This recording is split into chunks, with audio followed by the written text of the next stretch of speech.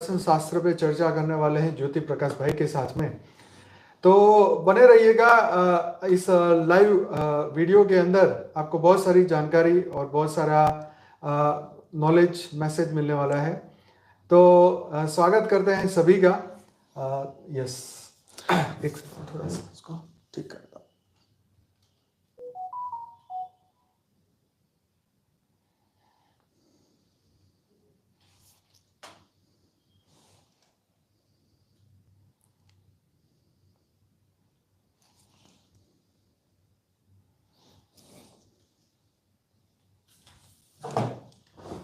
एक सेकंड, इसको देखना पड़ेगा। अच्छा, आ गया। आशा रखता हूँ कमेंट आ रही। हाँ, तो अब सही है, तो अब हम आगे बढ़ सकते हैं।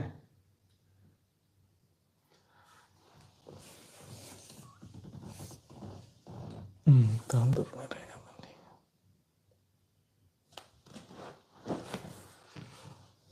परम शांति। परम शांति।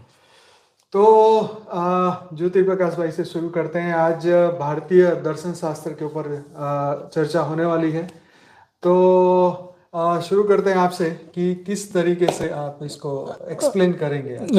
एक्चुअली हमारे जो दर्शन शास्त्र उसके ऊपर तो काफी चर्चाएं हुआ है। जी। हमारे जो लाइव योग सेशन में जी, अनंत जी, भाई जी। ने काफी चर्चा की है, जी। लेकिन हम थोड़ा उसको विस्तार से समझेंगे हाँ जी, हाँ जी। कि ये जो परम ज्ञान में जो बापूजी ने जो सारे सार बताए हैं, वेद शास्त्र के सार बताए हैं, उसको समझने के लिए पहले हमें वेद शास्त्र को थोड़ा समझना पड़ेगा। जी, जी। तब हम जाके वो ज्ञान को धारण कर पाएंगे राइट। और वो ज्ञान को जो लेवल है उसका जो मूल्य है मूल्यांकन कर पाएंगे।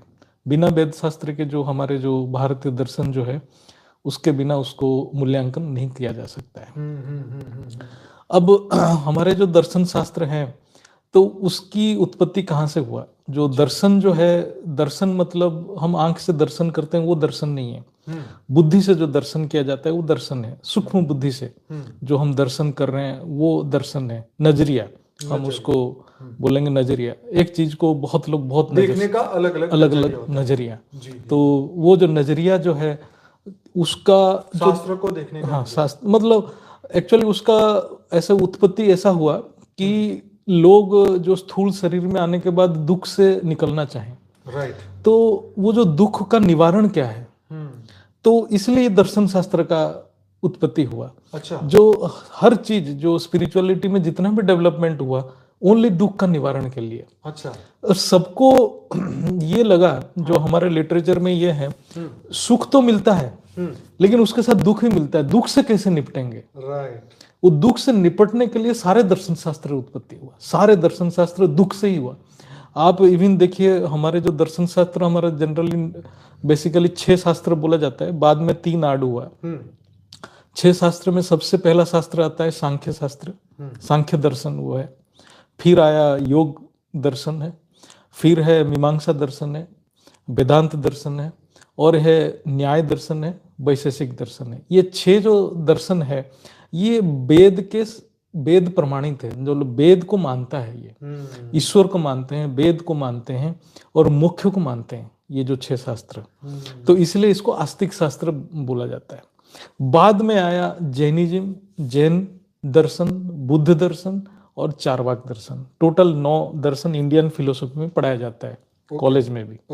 हाँ, और हर दर्शन का डेवलपमेंट हुआ दुख से। दुख का निवारण कैसे करेंगे? हर दर्शन स्टार्टिंग से ये दुनिया दुखमय है, हर दर्शन में। अच्छा। ये दुनिया दुखमय है। अब मैं थोड़ा सा शॉर्टकट में बोलता हूँ, मैं कहीं से थोड़ा पढ़ा था अभी। सांख्य दर्शन आया कहाँ से? कपिल मुनि सांख्य दर्शन का प्रणेता है। अच्छा। मतलब वो है, कपिल मुनि को विष्णु का अवतार माना जाता था, पंचम अवतार ऐसा कुछ है, 24 अवतार से पंचम अवतार माना जाता है।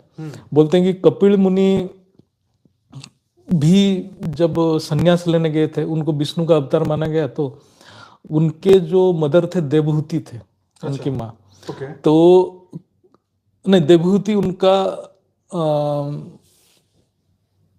उनके मदर थे, देवहूति उनका मदर थे। तो वो उनका 12 साल या 13 साल जो भी है उसमें वो संन्यास लेना चाहते थे। तो तब नहीं, उनके फादर करदम ऋषि ऐसा कुछ थे, करदम ऋषि थे। तो वो सन्यास ले लेते हैं, उनके मदर जो है ना बहुत दुख में आ जाते हैं। ओके। और उनके 9 बेटियां थे, ऐसे 7 या 9 बेटियां थे, ये एक ही बेटा थे, अच्छा। कपिल मुनि। अच्छा। तो कपिल मुनि को भी वैराग्य आने लगा। तो उन्होंने बोले कि सब छोड़ के चले जाएंगे तो मैं कैसे इन मतलब संसार में कैसे रहूंगा, इनका पालन पोषण कैसे करूंगा। तब वो दुख से निवृत्ति के लिए इन्होंने वो जो सांख्य दर्शन का ज्ञान दिया था। तो वो सांख्य दर्शन में बता रहे थे कि सांख्य दर्शन का बेसिक है पुरुष और प्रकृति क्या है, चैतन्य शक्ति क्या है, प्रकृति क्या है, इसकी व्याख्या है। फिर उन्होंने ये बोला कि खाली इसको जानने से नहीं होगा, उसको अनुभव करने के लिए योग करना पड़ेगा। तो सांख्य दर्शन का साथ में योग दर्शन भी पढ़ना जरूरी होता है। सांख्य दर्शन थ्योरी है, अच्छा। पुरुष प्रकृति क्या है थ्योरेटिकली बताया गया है। योग प्रैक्टिकल है, आपको अंदर ही आपको अनुभव करना पड़ेगा, ये प्रकृति है, ये पुरुष है। ओके। पुरुष अविनाशी चैतन्य स्वरूप है और प्रकृति जड़ है। तो ये जो है पुरुष प्रकृति, हम जो धरती पे जो बोलते हैं ना पुरुष प्रकृति, वो नहीं है, वो नहीं, पुरुष स्त्री वो नहीं है, वो मतलब चेतना और जड़ के हिसाब से, चेतना और जड़ जो फिजिकल बॉडी के तत्व और जो इसको चलाने वाला वो है। हाँ, ये पुरुष है, आत्मा और शरीर के बारे में। पुरुष मतलब क्या हो गया ना, पूरा मतलब शरीर, ईश मतलब ईश्वर, शरीर का ईश्वर वो है, तो वो पुरुष है, राइट, वो पुरुष है। और प्रकृति क्या है, प्रकृति जड़ है, वो बिना पुरुष के ऑर्डर पे चल नहीं सकता। और ऑर्डर किसके थ्रू होता है, संकल्प के थ्रू। तो हम क्या करते हैं, बहुत सारे गलत संकल्प लेके अपने प्रकृति को खुद बिगाड़ लेते हैं, राइट।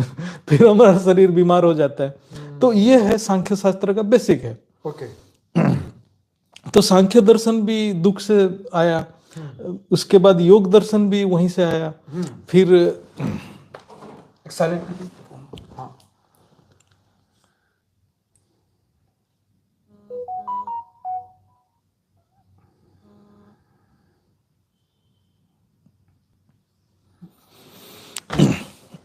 और आप लेटेस्ट दर्शन अभी भी देखेंगे तो बौद्ध दर्शन, बुद्ध, वो भी दुख से प्रेरणा मिला उनको। इतना दुख देखे, वृद्ध अवस्था देखे, मृत्यु देखे, बीमार देखे, फिर उन्होंने छोड़ा।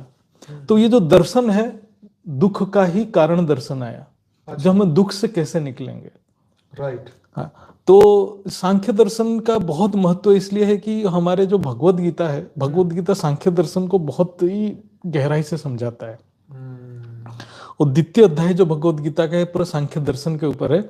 इसलिए है, जब कृष्ण को अर्जुन बोलता है कि मैं लड़ाई नहीं करूंगा, ये मेरे चाचा मामा ये सारे हैं, तो कृष्ण वहां पर सांख्य दर्शन का उदाहरण दे रहे हैं कि वो जो चीज तू देख रहा है वो जड़ है, वो शरीर है, वो रहे ना रहे, वो जड़ मतलब पहले भी मूर्त थे, बाद में भी मृत्यु मतलब उनका जड़ ही रहेंगे, उनका कोई उद्धार नहीं है। लेकिन जो पुरुष है वो अविनाशी है, अभी भी है, पहले भी था, बाद में भी रहेगा।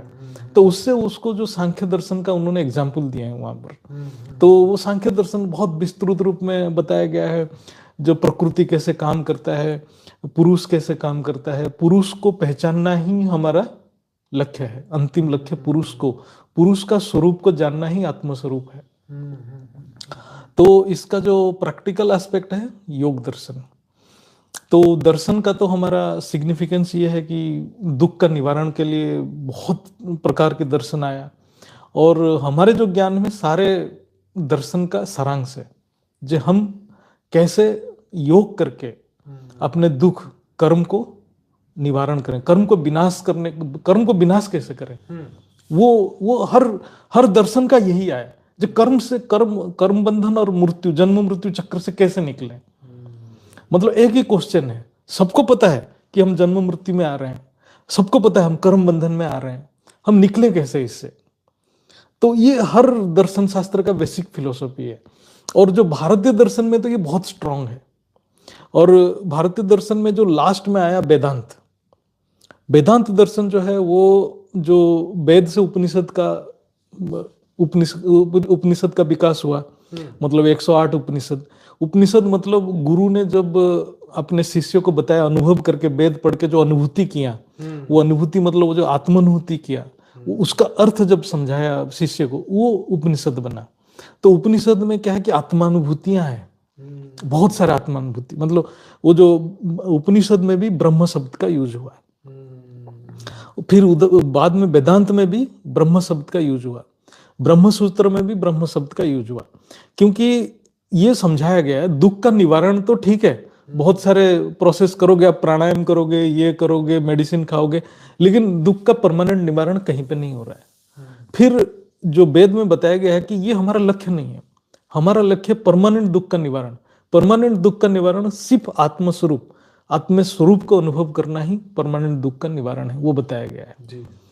तो इसलिए ब्रह्मा का वर्ड, जो ब्रह्म वर्ड, ब्रह्म स्वरूप का वर्ड वेदांत में आया, जिसको आदि गुरु शंकराचार्य ने बहुत, जो ब्रह्म सत्य जगत मिथ्या जो उसका जो बोले वो बात बताए, और वो जो सर्वम ब्रह्म, सारे ब्रह्म है, सारे आत्माएं ब्रह्म है, उसके बारे में बताया गया है। तो ये जो वेदांत जो है, वेदांत मतलब वेद का अंत, वेद का अंत ब्रह्म में खत्म होता है, और ब्रह्म से फिर परम ब्रह्म तक जर्नी किसी शास्त्र में नहीं है। हम यहाँ पर सिर्फ डिस्कशन हो रहा है कि हम दुख का निवारण कैसे करें। दुख का निवारण का एक ही सॉल्यूशन है, ब्रह्म का, ब्रह्म अनुभूति, आत्म अनुभूति। तो इसका जो एक्सप्लेन करने के लिए हमारा जो योग सूत्र है, योग सूत्र का सबसे बड़ा योगदान है। योग सूत्र इतना पुरातन है, बोला जाता है कि पतंजलि उनका प्रेरक है। बोलते हैं पतंजलि आज से करीब 2200 या 2300 साल पहले थे। अच्छा। और उनका जो कार्यस्थली था वाराणसी से पाटना तक। अच्छा। पाटना मतलब पहले पाटना को पाटलिपुत्र बोलते थे। अच्छा। हाँ, तो उस मतलब कुछ प्रूफ्स बोलते हैं, और कुछ उनका लिटरेचर है। उनका एज किसी को पता नहीं। अच्छा। बोलते हैं उनका योग के द्वारा इतना सिद्धियां था कि वो बहुत लंबा टाइम तक उनका लाइफ था, तो उनका जन्म किसी को पता नहीं। लेकिन उन्होंने योग सूत्र के ऊपर, मतलब जो पतंजलि योग सूत्र बहुत फेमस बना, वो बहुत सारे उसके ऊपर व्याख्या किए हुए हैं। और जैसे पतंजलि का जो कहना जो था उनका, बोला जाता है कि योग सूत्र बहुत पुरातन है, मतलब वेद से भी पुरातन है बोला जाता है। अच्छा। और भगवत गीता में भी बोला है कि कृष्ण खुद ही बोले हैं कि मैंने सूर्य को दिया, सूर्य ने फिर मनु इक्ष्वाकु को दिया, फिर जो मतलब ये सब धीरे धीरे आगे बढ़ते गया। तो इसका हिस्ट्री पता नहीं, जो मतलब योग सूत्र कब एक्चुअली स्टार्ट हुआ था। अच्छा। लेकिन पतंजलि ने उसको जैसे रिक्रिएट किए थे अपने टाइम में 2200, और बोलते थे कि उस टाइम में भी बुद्ध थे 2500 साल, दोनों सामयिक है। अच्छा। एक साइड में बोलते हैं कि बुद्ध का भी चल रहा था, एक साइड में पतंजलि का भी चल रहा था योग सूत्र। अच्छा। और योग सूत्र वैदिक था, बुद्ध वैदिक नहीं था, मानते थे, वेदों को नहीं मानते थे, तो दोनों चलता था। तो मतलब लेकिन धीरे धीरे क्या हुआ कि जो मतलब मैंने जो देखा, जो वेद का जो गहन रहस्य को समझाने वाला कोई नहीं रहा। अच्छा। तो जैसे समझाने वाला नहीं रहा ना, अनैतिकता बढ़ गया। लोगों को वेद के ब्राह्मण के नाम पे गलत काम करना शुरू कर दिया। जैसे बलि देना और भोग करना, मतलब वो लिखा है कि वेद में लिखा है बोल के, मतलब गलत इंटरप्रिटेशन में। तो ये सब चीज गलत इंफॉर्मेशन समाज में गया, और जैसे समाज में गलत इंफॉर्मेशन गया तो ये सब नास्तिक धर्म आने लगा, जो वेद को ना मानने वाले धर्म। ये सब आने लगे, क्योंकि बोले कि भाई ये तो लॉजिक नहीं है, रीजनिंग नहीं है, ये कैसे काम कर रहे हैं, क्योंकि उसको समझाने वाला कोई नहीं था। एक्चुअली नास्तिक आस्तिक में एक डिफरेंस है, जो फिलोसफी हमारे इंडियन फिलोसफी बोलता है, जो तीन चीज को नहीं मानता है, ईश्वर का अस्तित्व को नहीं मानता है, वेद में जो लिखा है उसको नहीं मानता है, और मोक्ष के लिए पुरुषार्थ नहीं करता है। ये तीनों से कोई भी एक काम करेंगे तो आप आस्तिक हैं। अरे ये तो बहुत मस्त बात बताई। हमने इतने सारे एपिसोड चर्चा किए, लेकिन ये बात अभी तक नहीं आई। बहुत अच्छी बात है। वो जो भी वेद को मानता है तो वो ब्रह्म को मानेगा। हाँ। जो ब्रह्म को मानेगा तो मुख्य प्रकृति के लिए पुरुषार्थ करेगा। ऐसे ही जो ईश्वर को मानेगा तो ईश्वर को समर्पण करेगा, अंतिम में ईश्वर के पास जाने के लिए उसका मुख्य प्राप्ति होगा। और जो मोक्ष प्राप्ति का पुरुषार्थी है वो जरूर ब्रह्म को मानेगा। तो इसलिए इन तीनों में जो तीनों से एक ही मानता है वो आस्तिक है, और जो तीनों को नकार देता है वो नास्तिक है। ऐसा दर्शन देखा जाए तो केवल चार्वाक दर्शन है, ना ईश्वर को मानता है, ना वेद को मानता है, ना मोक्ष के लिए कोई पुरुषार्थ करना है। वो बोलते हैं खाओ पियो मजे करो, उधार घी पियो, उधार के घी पियो, है ना, उधार के घी पियो। तो ये है मतलब नास्तिक दर्शन में माना जाता है। बाकी हर दर्शन में मोक्ष प्राप्ति तो है, लेकिन मोक्ष प्राप्ति का डेफिनेशन सबका अलग अलग है। मोक्ष प्राप्ति। हाँ, मतलब कौन कहाँ तक जा रहा है, जैसे बापूजी के ज्ञान में है, जैसे जैन जैन तीर्थंकर जो है उनका एक लेवल है, हाँ, जो मतलब शायद महलोक या जनलोक में पहुंच जाने से उनका निर्वाण हो जाता है। ऐसे बुद्ध में भी बोलते हैं कि महजनलोक तक भी उनका निर्वाण हो जाता है, और वो बोलते हैं कि हमारा फाइनल डेस्टिनेशन है। जैसे ऐसे सबका अपना अपना कौन सा लेवल तक जाएंगे वो फिक्स किया, सबने अपना अपना लोक बताया। हाँ, लोग बताए हैं कहाँ तक जाएंगे, तो उसमें गलत सही कुछ नहीं है, वो तो जिसका जहां तक विजन है वो वहां तक ही जाएगा, उससे ऊपर तो जा ही नहीं सकता है। लेकिन योग सूत्र जो योग दर्शन है वो किसी का कुछ नहीं बताता, वो सिर्फ बोलता है आत्म स्वरूप को प्राप्त करना ही हमारा लक्ष्य है। राइट। तो वो हम पहले तीन श्लोक को ही समझेंगे, तो वो तीन श्लोक ही बहुत इंपॉर्टेंट है, और पूरा किताब के बेसिस ही वही है। अच्छा, मतलब वही तीन श्लोक को समझाने के लिए कि आप कैसे पुरुषार्थ करेंगे, एक एक करके समझाए आज, लेकिन खाली हम तीन श्लोक का ही व्याख्या करेंगे। जी बिल्कुल। तो जो पहला श्लोक है वो पतंजलि योग दर्शन में सबको पता है, अथ योग अनुशासनम। मतलब अथ मतलब ये जो है, अथ मतलब बहुत पवित्र शब्द माना जाता है ये जो हमारे इंडियन फिलोसॉफी में, मतलब यह योग अनुशासनम, ये जो योग है ये अनुशासन है। अनुशासन मतलब क्या है कि डिसिप्लिन, मतलब योग का स्टार्टिंग ही डिसिप्लिन से है, but that discipline is not external, internal discipline, self discipline. योग मतलब सेल्फ डिसिप्लिन। एग्जैक्टली। मतलब वो आपको कोई बोलेगा नहीं करने के लिए, वो बोलने वाला पूजा पाठ में चलता है। आप उतना दूरदृष्टा बन चुके हैं, आप इतना संकल्प से जुड़े हुए हैं, आप अपना डिसीजन खुद ले रहे हैं, इसलिए वो सेल्फ डिसिप्लिन जो है योग में वही आएगा जो हमारा जो कॉन्सेप्ट था यू वर्सेस यू, वो इंटरनल सेल्फ डिसिप्लिन। आपका सेल्फ डिसिप्लिन कितना रहेगा बाहर से कोई नहीं बोलेगा, आप खुद जज करेंगे मेरे को क्या अचीव करना है, मन तय करेगा, हाँ करोगे। सही है। इसलिए योग किसी को फोर्सिबली करवाया नहीं जा सकता, योग है सेल्फ डिसिप्लिन, इंटरनल प्रोसेस। मतलब योग से जो जुड़ते हैं वो खुद जुड़ते हैं, उनको कोई से जुड़ने का प्रेरणा मतलब बाहर से कोई देता नहीं है, तो ये इंटरनल। तो अनुशासन मतलब आप क्या करोगे, आपका अंदर की प्रेरणा आपको योग में प्रवृत्ति कराएगा। योग एक प्रवृत्ति है, योग भी एक वृत्ति है। अच्छा। योग करना भी एक वृत्ति है, इसमें समझाया गया। जैसे बहुत सारे वृत्तियां हैं, जैसे कुछ लोगों का आदत है ये योग करे, अच्छा, हाँ, वो अभ्यास में परिणत हो जाता है, क्योंकि वृत्ति एक फ्रीक्वेंसी है, योग करना उसको पसंद है वो चीज, ठीक है। तो और उसके बाद नेक्स्ट श्लोक है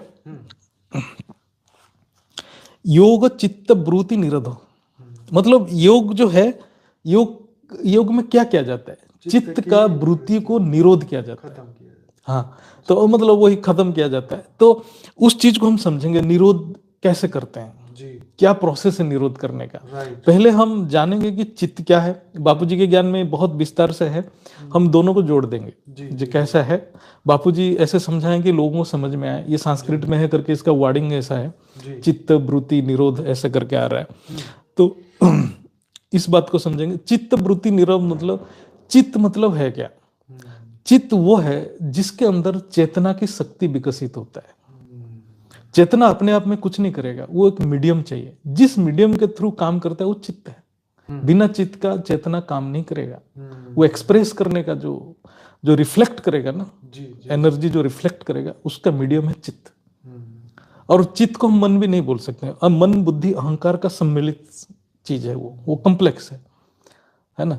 तो चित्त में जो वृत्तियां आ रहे हैं, वृत्ति को मैं थोड़ा इजीली समझाता हूँ। हिंदी में हम जो फ्रीक्वेंसी का हिंदी है आवृत्ति, जो बार बार रिपीट करता है, आवृत्ति, उसको हम इंग्लिश में बोलते हैं फ्रीक्वेंसी।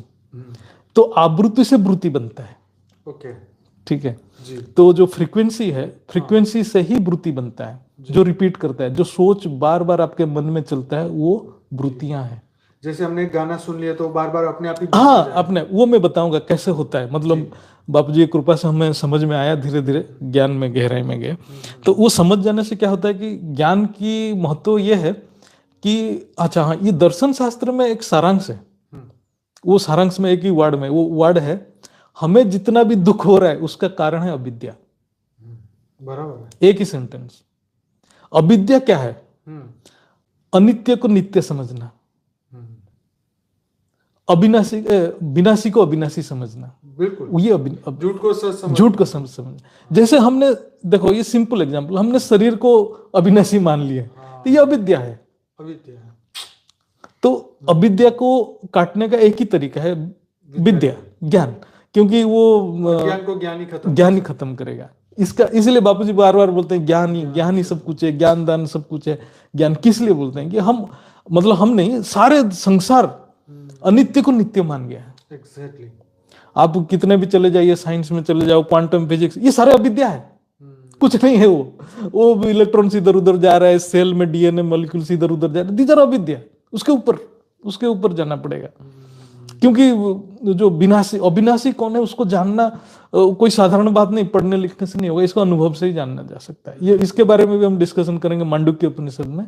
आपका है, आपके योग में प्रोग्राम में है, मांडुक्य उपनिषद का विस्तार से है, उसी को करेंगे। तो योग का अर्थ है जो चित्त के अंदर जो वृत्ति है उसको खत्म करना। क्या प्रोसेस है उसका? दिस इज द, पहले तो हो गया हमें सेल्फ डिसिप्लिन, दूसरे में हो गया हमारे अंदर जो वृत्ति है उसको साफ करना, कंप्लीट निरोध, मतलब कंप्लीटली हटा देना। तीसरा, ये जो तीनों है उसका बैकग्राउंड है, तदादृष्टः स्वरूपे अवस्थानम। ये क्या बोल रहा है? जब हम सारे वृत्तियों को निरोध कर देते हैं, सारे स्टॉप कर देते हैं, तभी दृष्टा मतलब हमारे अंदर जो देखने वाला है, कौन देख रहा है? मैं नहीं मैं जो बोल रहा हूं वो पुरुष ही देख रहा है, मैं नहीं देख रहा हूं, है ना? तो वो पुरुष अपने स्वरूप में स्थित हो जाएगा। जब आपने जो एक जगह से एनर्जी आ रहा है, चेतना शक्ति आ रहा है, चेतना आ रहा है, और आप रिफ्लेक्ट कहाँ हो रहा है?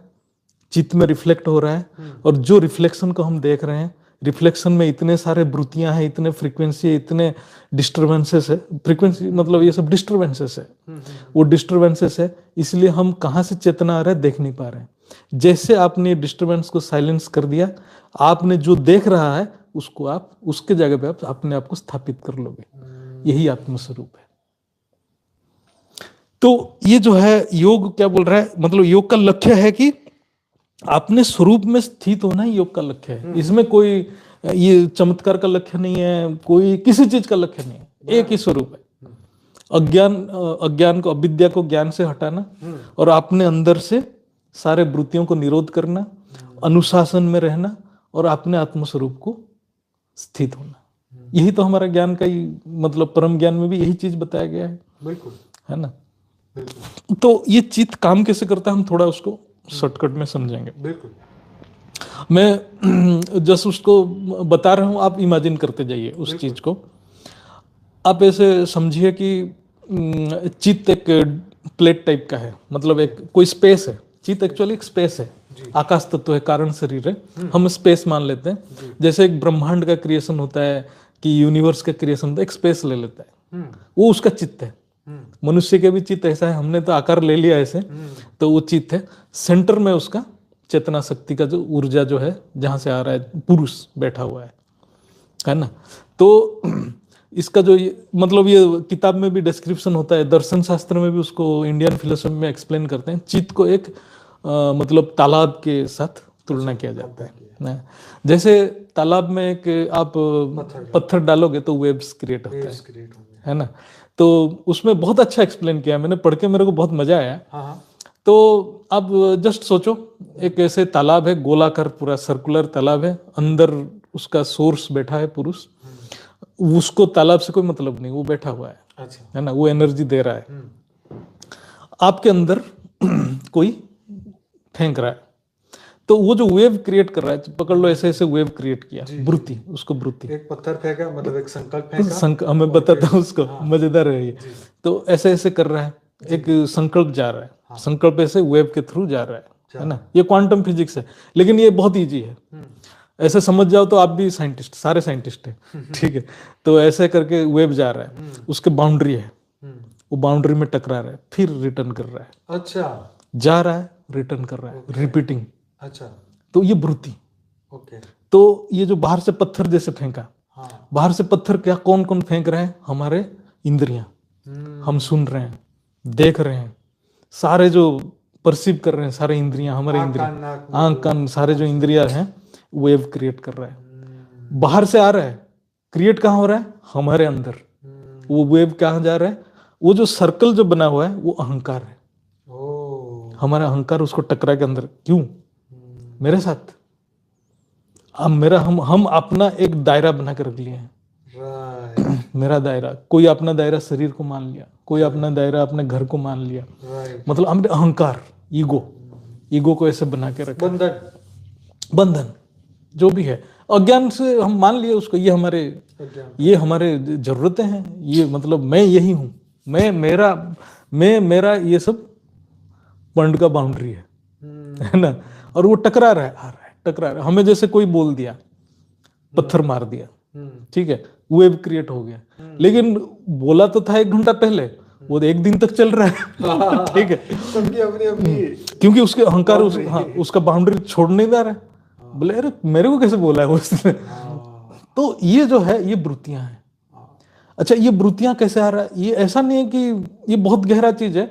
ये वृत्तियां सिर्फ बाहर से नहीं आता है, अंदर भी पड़ा रहता है। अंदर कहाँ? बहुत जन्मों की संस्कार, वो भी फ्रीक्वेंसी से छोटा छोटा पड़ा है, ऐसे छोटे, लेकिन उसको मौका नहीं मिल रहा है। जैसे उसको परिस्थिति क्रिएट होता है, अरे मैं भी हूं, वो भी उठता है। और मतलब एक आप देखोगे तो, एक तालाब को देखोगे तो इतने सारे वाइब्रेशंस, वो जो बीच में बैठा हुआ है ना, उसको देख ही नहीं पाता है कौन है भाई वो। जब वो पूरा शांत हो जाएगा, निरोध हो जाएगा, तब जाके हम वो कौन एनर्जी कहां से आ रहा है, जो दृष्टा हम नहीं देख रहे, देख कौन रहा है ये, क्योंकि उसका एनर्जी बंद हो जाएगा तो आंख काम नहीं करेगा, नाक काम नहीं करेगा, कान काम नहीं करेगा, लेकिन हम उसको रियलाइज नहीं कर रहे हैं। ये जो एक्टिवेट हो रहा है, ये जो पावर हाउस जो एक्टिवेट हो रहा है, ये नहीं होगा तो एक्टिवेट ही नहीं होगा। कोई आपको बाहर से पत्थर मारेगा तो आप रेस्पॉन्ड भी नहीं करोगे, ठीक है ना। तो ये जो है ये वृत्तियां हैं। ये वृत्ति कैसा होता है? जैसा मन ऐसा, जैसा रंग ऐसा मन, ऐसा जो बोलते हैं ना, जैसा संग ऐसा रंग। तो वो जो संग है ना, वहां से वृत्ति आ जाता है, वो उसी हिसाब से रंग जाता है, चित्त उसी हिसाब से उसी कलर में रंग गया। कई बार कोई कुछ कहे ना तो भी मन में कोई बात आ गई तो हम उसको पकड़ के बैठ जाते हैं। मन में कैसे आता है? पुराने संस्कार, वो वाइब्रेशन अपने आप इमर्ज करता है। अब खाली बैठो, वो इमर्ज करेगा, वो वृत्ति वो अपने आप इमर्ज करेगा, वो फिर एम्पलीफाई हो जाता है। फिर आप उसके ऊपर फोकस करने लग गए, वो संस्कार के ऊपर, फिर वो उसका वेवलेंथ बढ़ने लग गया, ऐसे एम्पलीट्यूड बढ़ा, फिर वो आपको दुख देने लगेगा। फिर और एक संस्कार कहीं पड़ा है, दूसरे मुहूर्त में आप खुश हैं, वो संस्कार अरे वो तो अच्छा था, ठीक है ना। तो 2 चीज आपको पैरेलली काम करता है, एक बाहर से आ रहा है इंद्रियों द्वारा, एक अंदर की जो संचित संस्कार, जो संचित कर्म से बना वो संस्कार पड़ा हुआ है। दोनों आपको, मतलब हम सबको इसको बांध के रखा है। हम और ट्रूथ में नहीं जा पा रहे। हमारे पास मतलब we are modulated to think like this. जो इंद्रिय दे रहे हैं और जो पूर्व संस्कार पड़ा हुआ है, वो सारे से हम बंधे हुए हैं। मतलब ये जैसे बापूजी के ज्ञान में तो वो आकाश तत्व है। मतलब जनरली हम शास्त्र में देखेंगे चिदाकाश बोला जाता है, चिदाकाश, चित प्लस आकाश, चिदाकाश, तो उसमें आकाश तत्व है। इसीलिए बापूजी बोलते हैं कारण शरीर आकाश तत्व से बना है। तो वो जो कारण शरीर, उसी को ही चित्त बोला जाता है। जो हमारे जो योग सूत्र में जो चित्त की बात कर रहा है, वैसे ही काम कर रहा है। जैसे कॉन्शियस माइंड मतलब एक्सटर्नल पत्थर ले रहे हो, सबकॉन्शियस माइंड रात में सोए हुए हो, लेकिन उस टाइम वो बाहर से नहीं ले रहा है, वो अंदर की फ्रीक्वेंसी से जागृत हो रहा है। मतलब जो संस्कार पड़ा हुआ है वो धीरे धीरे एम्पलीफाई कर रहा है, क्योंकि आपने एक बंद कर दिया, लेकिन इसका तो नेचर ही है कि उस किसी ना किसी चीज को पकड़ेगा। जो चित्त का काम है, चित्त को इसलिए इसमें बहुत बढ़िया चीज लिखा है कि वो धर्मी है। धर्मी मतलब उसका काम ही है कि किसी को पकड़ना। अच्छा, हाँ, वो जैसे ही कुछ आएगा फ्रीक्वेंसी उसको पकड़ेगा और पकड़ के बोलेगा मैं वही हूं। इसलिए संकल्प का जो इंपॉर्टेंस जो वो क्या है कि आप जो संकल्प करोगे, जिसको आप, जैसे बहुत सारे वेब्स आ रहा है आपके पास, बहुत सारे वृत्तियां आ रहा है, बाहर से भी आ रहा है अंदर भी आ रहा है, लेकिन आप दृढ़ संकल्प हो कि नहीं मैं वो नहीं हूं, मैं ये हूं। इस ये पुरुषार्थ है, मैं ये हूं। फिर वो संकल्प को आप अपने चित्त में छोड़ोगे, परम शांति संकल्प, बहुत हाई लेवल के संकल्प, लेकिन उसके आने के लिए बहुत टाइम लगेगा। लेकिन उससे पहले आप कुछ भी संकल्प छोड़ो, मैं आत्मा हूं, मैं बेहद की आत्मा, उसको आपको ज्ञान से छोड़ना पड़ेगा।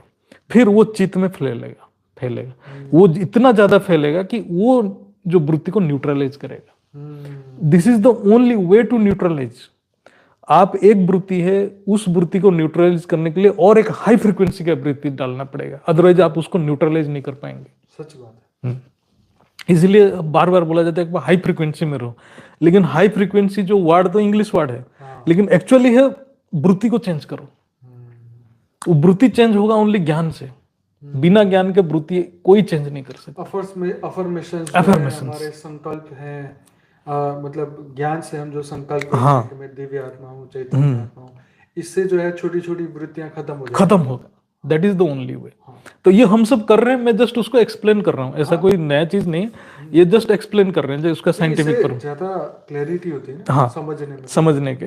तो जैसे इसमें योग शास्त्र में और भी अच्छा लिखा है कि आप जो वृत्ति आ रहा है उसको हटाने के लिए उसका अपोजिट वृत्ति दो।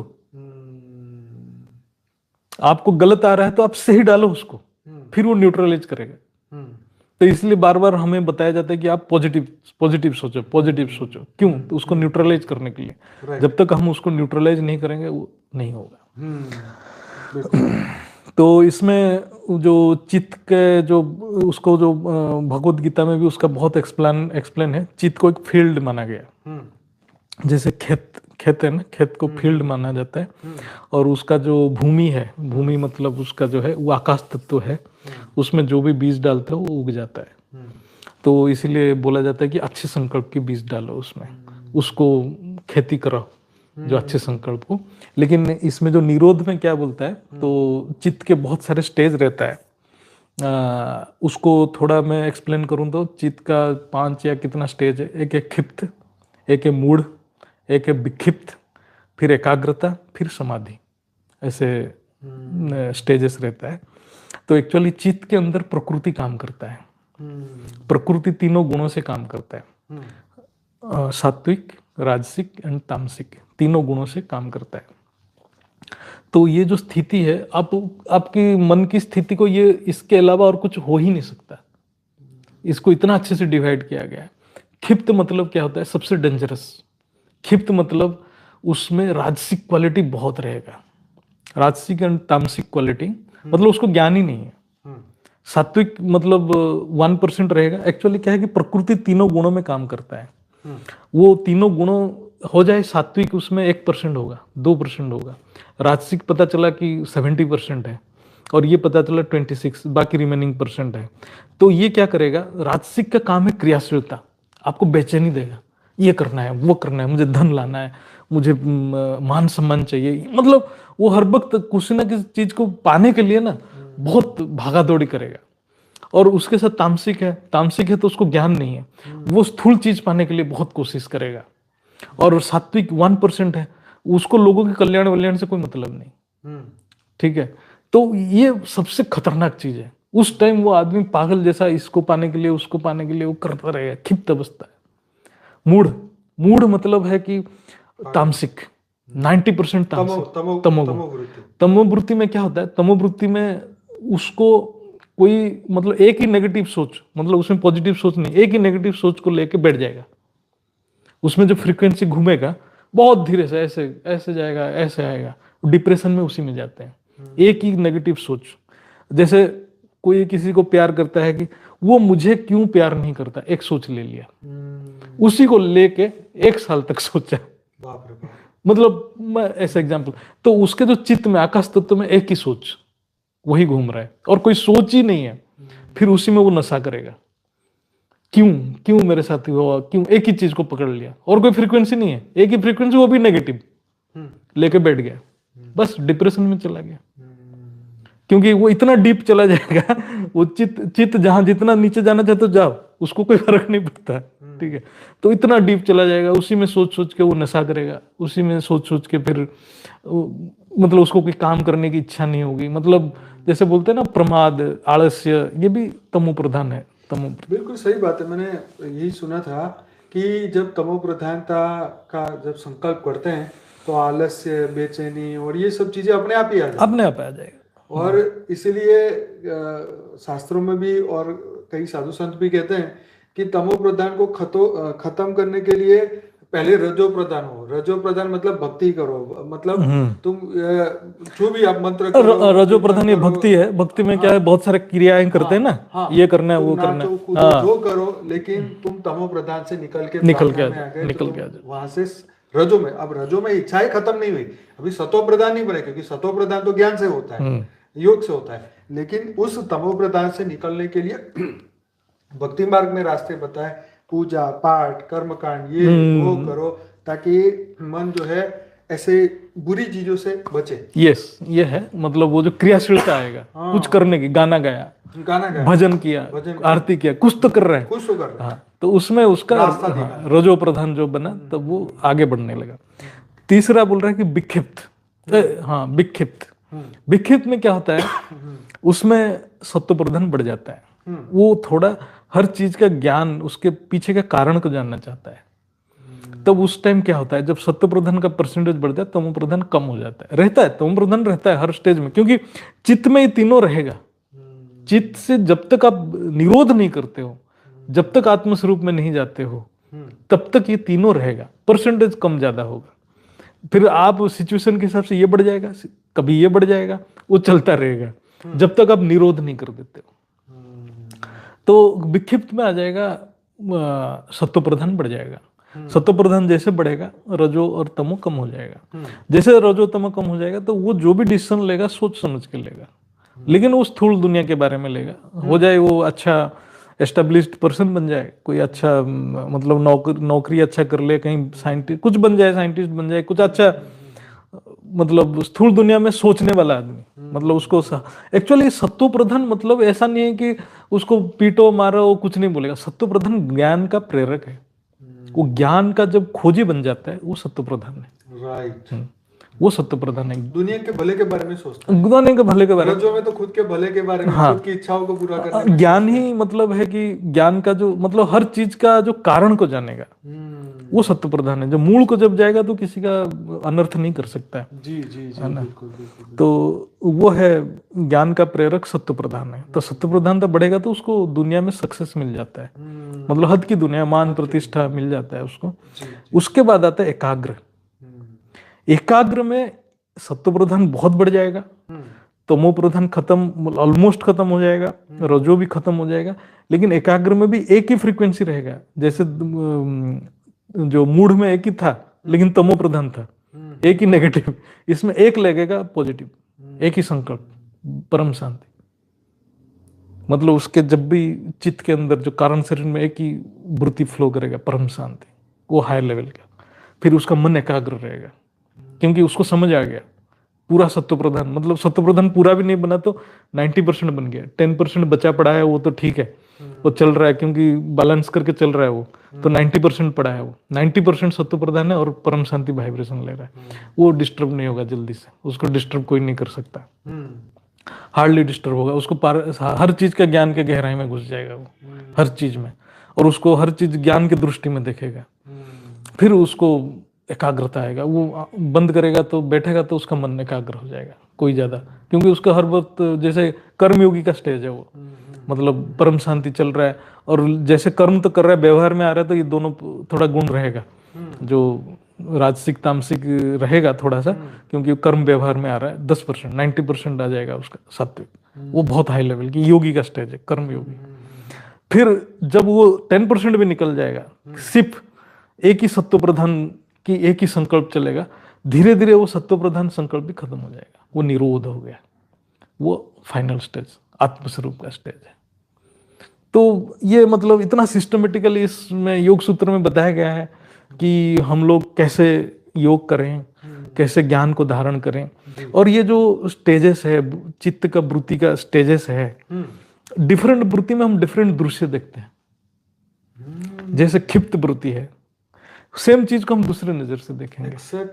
ठीक है, जैसे मूड में वो देखेगा ही नहीं बाहर के, वो खुद ही आपने नेगेटिव सोच में पड़ा हुआ है, मैं मेरे से दृष्टि बदल गई हाँ तो सृष्टि बदल गई। दृष्टि, जैसे माँ जी के हमारे वाणी में भी है, ज्ञान में माँ जी बार बार बोलते हैं, ब्रूति से दृष्टि, दृष्टि से सृष्टि, ये है थॉट। ब्रूति को आप चेंज कर लो, उसके लिए साधना चाहिए, ज्ञान चाहिए, योग चाहिए, तब जाके ब्रूति चेंज होगा। ब्रूति चेंज होने से आपकी दृष्टि चेंज होगा, मतलब आप जो दृश्य देखना चाहते हैं वो चेंज हो जाएगा। दृष्टा तो आप ही हैं, मतलब पुरुष ही है आपके अंदर, जो पुरुषोत्तम चेतना शक्ति है वही दृश्य देख रहा है। दृष्टि बदलेगा तो सृष्टि बदलेगा, ये चीज है एक्चुअली। ये ज्ञान तो इसीलिए वाणी में है कि बाप आके सारे वेद शास्त्र का सार बताता है। इसको समझेंगे तभी ये सार को हम जान पाएंगे, ये सारी चीजें। तो आगे इसमें और क्या है? इसमें एक्चुअली इसको थोड़ा विस्तार से इसको पाने के लिए डिफरेंट स्टेजेस है। एक्चुअली क्या है कि इसको 4 भाग में विभाजित है। एक है फास्ट है समाधि पाद। एक्चुअली वो फास्ट पाद में बताया है कि समाधि क्या है ना। समाधि को पहले समझाया कि हमारे जो एकाग्र होना और समाधि में जाना दोनों अलग चीज है। एकाग्रता में एक ही वृत्ति, सात्विक वृत्ति आपके चित्त में रहेगा और बाहर की वृत्ति अंदर नहीं लेगा, तो जैसे अंतर्मुखी हो जाएगा वो। एक ज्ञान के द्वारा एक चीज को जान लिया और उसको समझ गया, ज्ञान दृष्टि से देखा, फिर वो देख लिया कि ये सब हार्मफुल है, तो एक ही वृत्ति को चलने देगा, बाकी वृत्ति को वो आने नहीं देगा। और समाधि में क्या होता है कि वो वृत्ति भी खत्म हो जाएगा, कैबल्य स्थिति हो जाएगा, केवल वो ही रहेगा, स्व रहेगा। उस टाइम मैं नहीं रहेगा, मतलब जब तक मैंपन है, मैं अच्छा अनुभव किया, मैं बुरा अनुभव किया, तब तक वृत्तियां चल रहा है। जब तक मैं ही खत्म हो जाएगा, एक्चुअली क्या है कि वो दायरा खत्म हो जाएगा, जो दायरा हद है, जब दायरा खत्म हो जाएगा बेहद है, अहंकार ही खत्म हो गया, वो जो जाके सागर के साथ मिलन हो गया और वो रिबाउंड होना बंद हो जाएगा। ठीक है, तो वो जो है आपका वो दायरा बढ़ेगा ज्ञान से, बिना ज्ञान से दायरा नहीं बढ़ेगा। बापूजी जो हमने बेहद का ज्ञान दिया वो दायरा बढ़ाने के लिए। आप इस स्थूल से उठो, हमने जो दायरा बना के रखे हैं, मेरा नौकरी, मेरा पढ़ाई, मेरा सम्मान, मेरा समाज में प्रतिष्ठा, ये दायरा है। ये बाउंड्री को खत्म करो। जब तक बाउंड्री को हम खत्म नहीं करेंगे वो वृत्तियां बनता रहेगा, क्योंकि वो वृत्ति बार बार टकराएगा। कभी ये वृत्ति आएगा मेरा धन के उपार्जन में बाधा बनेगा तो वहां टकराएगा, कभी मेरा सम्मान में टकराएगा, वहां टकराएगा। तो ये टकराने का वस्तु को खत्म करो, ये दायरा है। तो ये समाधि क्या है ये बताया गया है। तो समाधि का बेसिक फिलोसफी क्या है, जो बापूजी हमने बताया है कि आत्मस्वरूप बन के परमात्मा से कनेक्ट करो। तो यहाँ भी वही चीज लिखा है कि जब तक आपको आत्मस्वरूप नहीं आता है, आप परमात्मा से कनेक्शन नहीं कर पाओगे। ये बातें बताया जो बापूजी हमने सार बताया, जो फाइनल स्टेज है ये, कि फाइनल स्टेज से जाने के लिए हमें बहुत सारे स्टेजेस को क्रॉस करना पड़ेगा। बहुत लेवल पे आते हैं आत्माएं हमारे पास यहाँ। फिर सेकंड स्टेज आता है कि साधन पद, जो क्या क्या साधनाएं करोगे, जो क्या क्या क्रियाएं करना है जो हमें पाने के लिए। तो उसमें वो जो अष्टांग योग है, यम, नियम, प्राणायाम, प्रत्याहार, आसन, धारण, ध्यान, साधन, समाधि। तो इसमें मैं जस्ट बताता हूँ, जो अष्टांग योग भी इसका कोई, आप देखो अष्टांग योग ऐसा है कि बहुत साधारण सा चीज है। यम है डिसिप्लिन, सेल्फ, यम है ये करो ये ना करो, यम है सेल्फ डिसिप्लिन, नियम है एक्सटर्नल डिसिप्लिन, कुछ रखो कि सो दैट आप एक लिमिट क्रॉस ना करो, है ना। यम, नियम, प्राणायाम। प्राणायाम इसलिए किया जाता है कि हम वायु तत्व को शांत इसलिए करते हैं कि वायु मन का प्रेरक है, मन को विचलित करता है। वायु जितना आलोड़ित रहेगा वायु तत्व, आपका मन उतना वाइब्रेशन करेगा। इसलिए प्राणायाम इसलिए किया जाता है, दो चीज के लिए प्राणायाम किया जाता है। एक तो आपके कॉन्शियसनेस इधर उधर भाग रहा है, उसको देह में ले आओ, एक जगह पे ले आओ। और प्राणायाम इसलिए करो कि उसका फ्लो को थोड़ा साइलेंट करो, सो दैट मन शांत रहे। तो ये है, ये बहुत अच्छी आपने डेफिनेशन बताई। ये बात तो मेरे दिमाग में अभी तक नहीं आई। हाँ, पर बहुत अच्छा, फिर से एक बार रिपीट करिए। हाँ, तो हम क्या करते हैं, जो मन को जो विचलित करने वाला है वायु तत्व जी, जो हमारे सूक्ष्म शरीर में वायु तत्व है। एक्चुअली वायु तत्व आता कहाँ से? आकाश तत्व से क्रिएट होता है। जब हम बहुत संकल्प कर लेते हैं, आकाश तत्व से वायु तत्व क्रिएट हो जाता है। ओके, हाँ, ज्यादा विचारों से वायु तत्व क्रिएट हो जाता है। Very nice. और जैसे हम विचार और फैलता है तो वायु भी उसी हिसाब से फैलता है बॉडी के अंदर। हाँ, भागता रहता है। हाँ, तो वो जो फोर्स है, वो फोर्स को खत्म करने के लिए हम एक एक्सटर्नल फोर्स डालते हैं प्राणायाम करके, शांत हो जा। तो एक फ्लो को एक रेस्ट्रिक्ट करके, एक बार जाए एक बार आ, फिर मन को हम बार बार बोलते हैं मैं सही हूँ, मैं आत्मा हूँ, तो वो थोड़ा एक शांत हो जाता है। हाँ, तो ये है वायु तत्व के ऊपर प्राणायाम। इसलिए बताया गया कि प्राणायाम भी करो थोड़ा। हाँ, मन के साथ वायु का कनेक्शन, वायु का कनेक्शन है। हाँ। तो आप उसको, ये प्राणायाम वो ऐसा नहीं रामदेव वाला प्राणायाम नहीं है। ये प्राणायाम आप अपने जो श्वास प्रश्वास को कंट्रोल करो। बोलते हैं कि मैं कहीं सुन रहा था कि शिव संहिता एक है, वो भी अच्छा योग के बारे में है बोलते हैं, उसको भी कभी देखेंगे तो चर्चा करेंगे। शिव संहिता बोलता है कि जब वो शिव जी डायरेक्ट दिए हैं, हमारे ब्रह्मांड के शिव जी हमारे ज्ञान दिए हैं कैसे योग करना है। उन्होंने बोलते हैं कि निश्वास प्रश्वास, बोले कि निश्वास प्रश्वास में एक गैप है 1 माइक्रोसेकंड का, उसके ऊपर फोकस करो, आत्मस्वरूप आ जाएगा। तो हाँ, तो मतलब वो बहुत हाई लेवल की प्रैक्टिस होता होगा योगी लोगों का, तो उस माइक्रोसेकंड के ऊपर वो ध्यान लगाते होंगे जैसे। तो वो परम शांति का स्टेज है, मतलब साइलेंस है, अल्टीमेट साइलेंस है। तो उस चीज के बारे में बताया गया है। तो इसलिए यहाँ जो प्राणायाम की बात जो बताया गया है कि आप अपने सांसों के ऊपर कंट्रोल करो, जो मतलब सांसों को ऑब्जर्व करके देखो कि कहाँ तक जा रहा है, कहाँ तक आ रहा है। तो इससे आपके मन की विचार को थम जाएगा। एक बार आप उसको रोकोगे नहीं ना, फिर आप एकाग्रता नहीं आएगा, आगे नहीं बढ़ पाओगे। तो इसीलिए यम नियम प्राणायाम, फिर आसन। आसन मतलब यहाँ पर आसन का मतलब ये भी नहीं बताया गया कि आप इस आसन, ये बोल रहा है कि आप उस स्टेज में बैठिए जिस स्टेज में आप ज्यादा देर तक बैठ सकते हैं और आपके मन विचलित ना हो। वो आसन की बात ऐसे बोल रहा है कि उसमें कोई मतलब ये जो बहुत सारे योगासन है उसके साथ कोई लिंक नहीं है, लेकिन जो योगासन कर रहा होगा बॉडी फ्लेक्सिबल रहेगा, नेचुरल, वो बॉडी के लिए हेल्पफुल है। बट ये आसन जो योग के लिए आसन के साथ उसका कोई लिंक नहीं है। वैसे मैं कई बार ऐसे देखता हूँ कि भाई ऐसे किया, ऐसी कोई मुद्रा करो ना, ऐसा करो ना, ऐसा करो ना, ऐसा करो। तो मैं वही सोचता हूँ कि इसको ऐसे करने से मेरे मन में क्या मतलब कनेक्शन है? नहीं, एक्चुअली क्या है कि ये सब करने से ये क्या है कि हमारे जो सूक्ष्म नाड़ियां हैं ना, उसके ऊपर कुछ प्रेशर आता होगा। अच्छा, तो वो सम वे और अदर वे कुछ बेनिफिट देता होगा।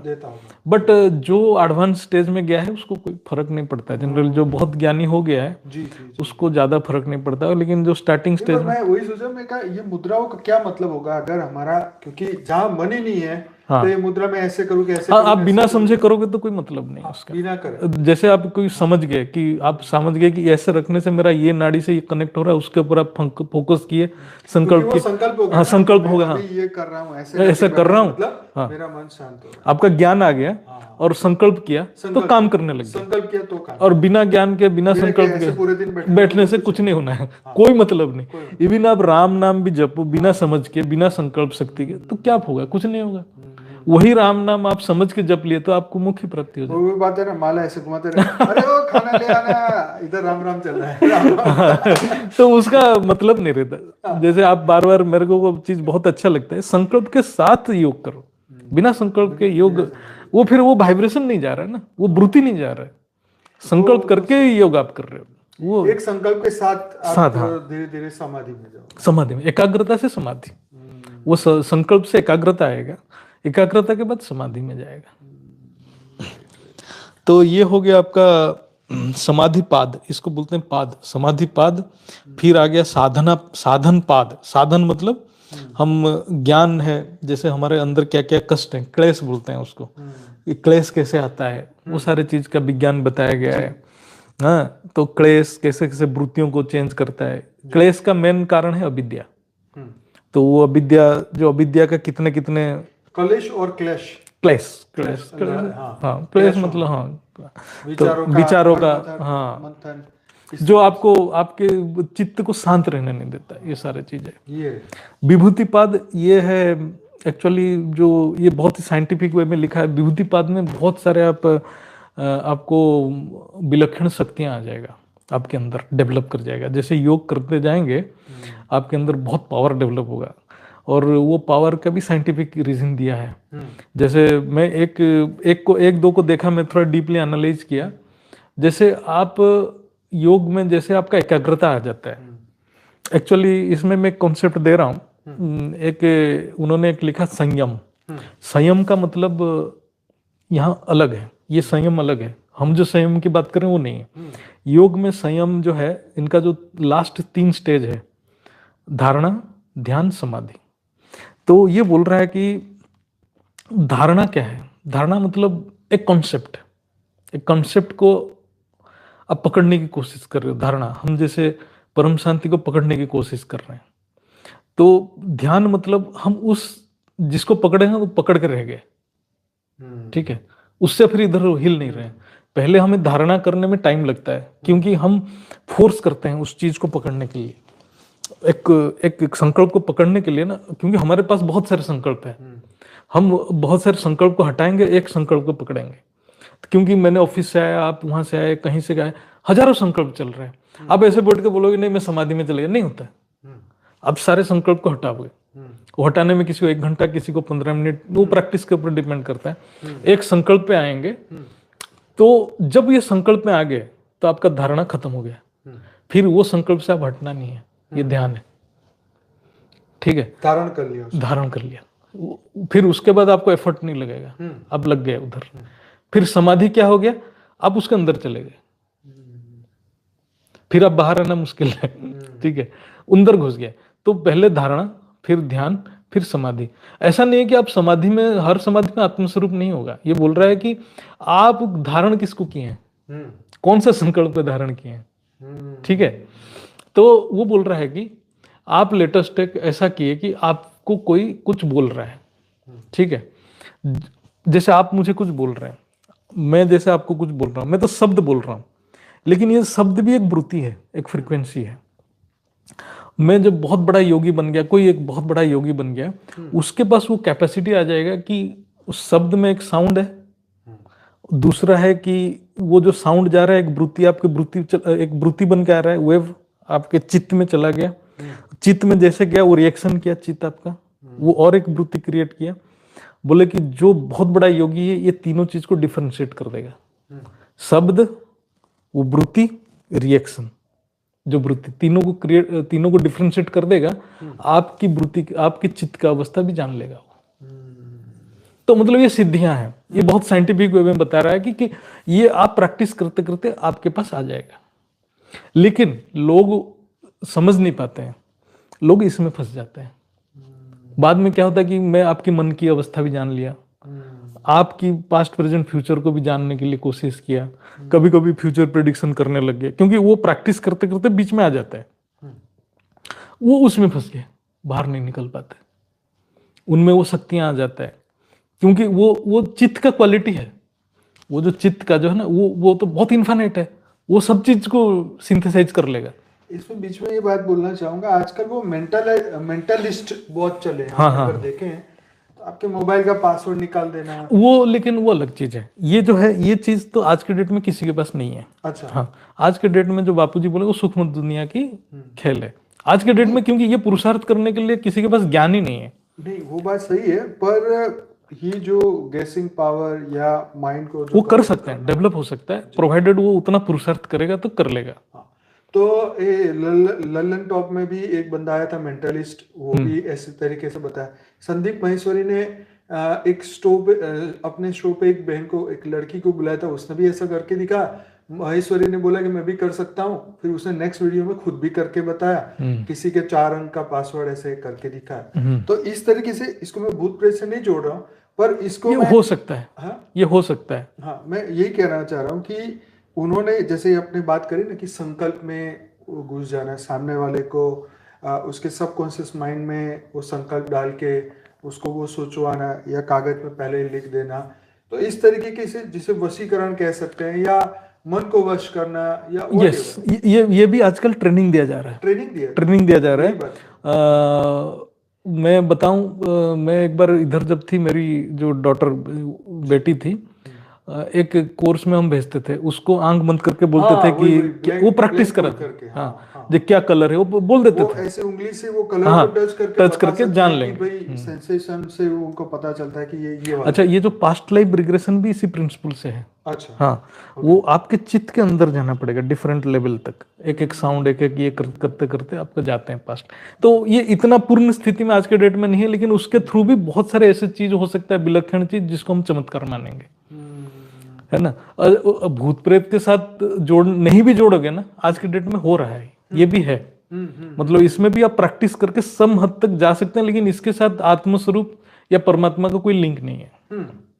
हाँ, उससे कोई आत्मा परमात्मा, हाँ, आत्मा परमात्मा का लिंक नहीं है। ये तो जस्ट हाँ, मन की बात को ऐसे बाहर निकालना या जानना या तो एक हो गया विभूतिपाद में बहुत सारे जो अणिमा लघिमा जो बहुत सारे है ना, हाई लेवल की, मतलब जो क्या बोलते हैं शक्तियां आपके अंदर आ जाएगा।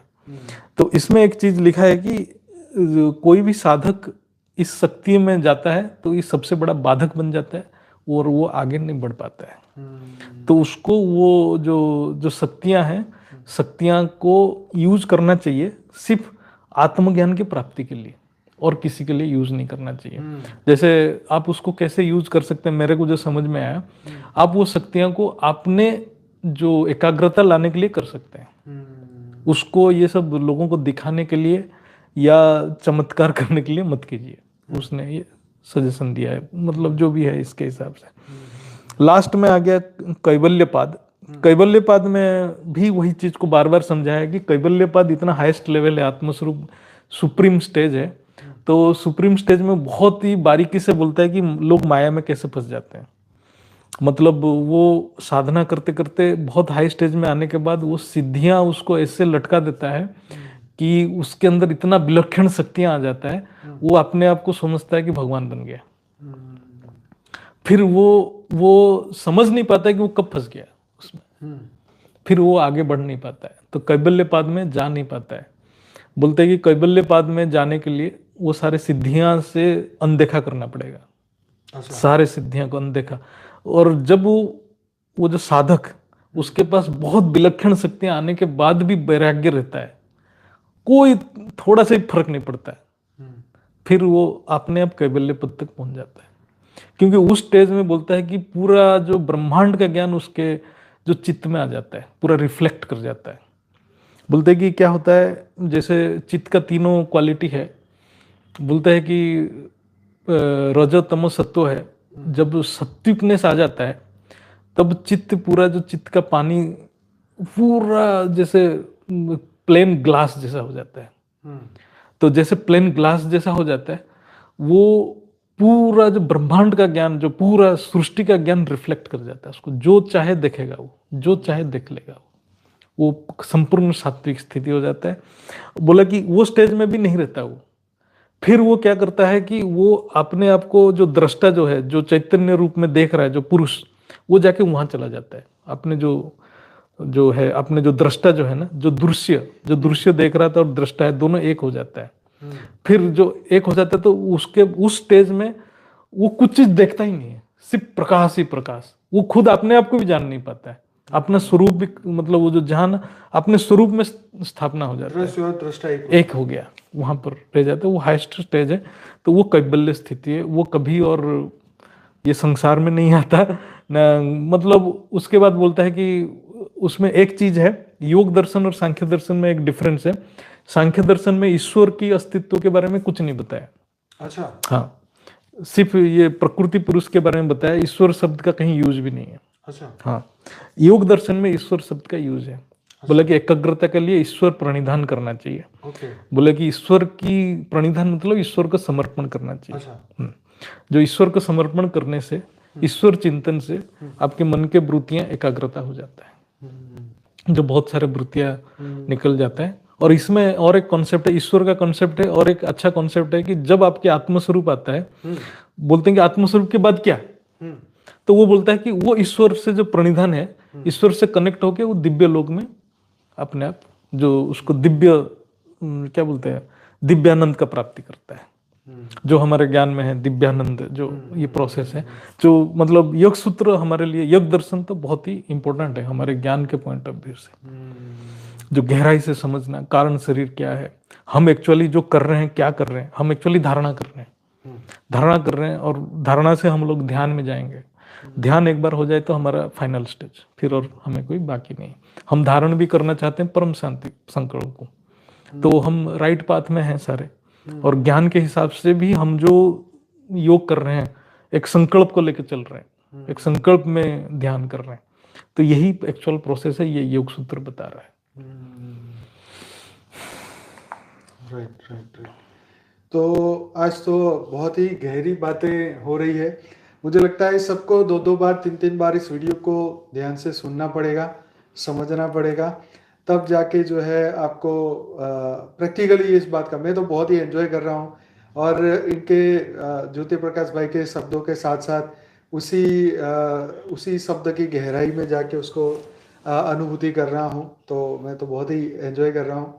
तो यस, अभी और कुछ आप कहेंगे अभी? नहीं, मतलब जैसा है कि हम लोग ज्ञान में जैसे ज्ञान की कैसे मंथन होता है, जैसे मैं भी फेल कर जाता हूँ, जैसे हम इसको कैसे अच्छे से समझें, तो ये सब ज्ञान के द्वारा मैं अपने आप को समझा रहा हूँ। जी जी तो जी इससे भी मेरे को लगता है कि हमारे जो सारे बेहद की भाई बहन इसको भी समझेंगे। जी जी और जी। फिर क्या होता है कि मैं ये नहीं समझ रहा हूँ कि मेरे अंदर आए, ये सबके अंदर ही आएगा और उनके अंदर भी और नया नया चीज आ जाएगा। सबके अंदर वो रियलाइजेशन होना, हाँ, ये प्रोग्राम का मतलब ही ये है, चर्चा का मतलब ये है कि हम सब जो बेहद के अभी टीचर सब बनी गए हैं, तो हमें भी ये रियलाइजेशन के साथ हम जब इसको अनुभूति करते जाएंगे, दुनिया तक पहुंचाएंगे, तो ये बहुत अच्छी तरीके से आगे क्योंकि बढ़ेगा। एक चीज है, जो बापूजी ने हमें जो ज्ञान दिया वो अल्टीमेट ज्ञान दे दिया, जी।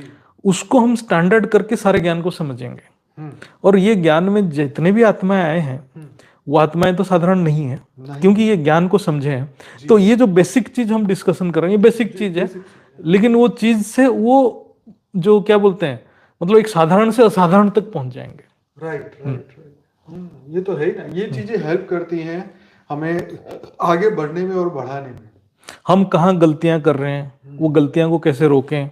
ऐसा नहीं कि हम कोई छोटे मोटे चीज में फंस रहे हैं। ऐसा है कि हम कभी कभी मैं देखा, मेरे को वो अनुभव हुआ, वो दिखने लगा, उसमें फंसो मत, उससे उसको इंस्पिरेशन ले लीजिए। इसमें ये चीज भी है, बोले कि आपको कोई अनुभव, अच्छा अनुभव हो रहा है स्वप्न में, एक्चुअली स्वप्न और जो से कॉन्शियस सबकॉन्शियस में डिफरेंस कुछ नहीं है। हर जगह पे माइंड ही है, मन ही है। हाँ है, मन हाँ, ही है, पर ये तो इन्होंने एक हिस्से कर दिया, हिस्सा कर दिया, बट एक ही चीज है, हाँ, कोई है डिफरेंस एक ही नहीं है। चीज है। तो स्वप्न में प्राण तो चल रहा है, लेकिन हम इंद्रियां इनपुट नहीं ले रहे हैं, तो अंदर की संस्कार निकल रहा है।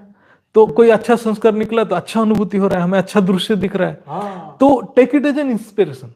हाँ। उसको ये मत सोचो कि ये मेरे को कुछ मिल गया, नहीं, कुछ नहीं, आपको तो आत्मस्वरूप ही मिलना है। इसको इंस्पिरेशन लो, वो अच्छा आपको हेल्प करेगा। कोई भी अच्छा अनुभूति हो रहा है, take it as an inspiration. ये चीज भी योग सूत्र बता रहा है, बोला कि take it as inspiration, but उसमें फंसो मत।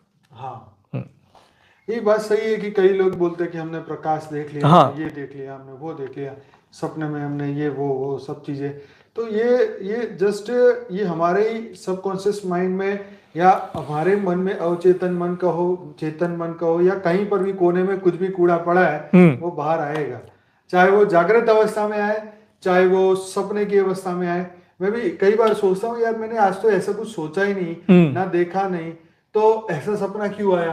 तो भाई आया इसलिए कि भाई ये जितना भी धरती लोक पे हमारे जन्म हुए, तो रिकॉर्डिंग जो भी हुआ वो सब तो अंदर ही पड़ा है। अंदर ही पड़ा है। हर दिन जो हम कुछ देख रहे हैं या पिछले जन्मों में देखा होगा, अंदर तो है ही ना।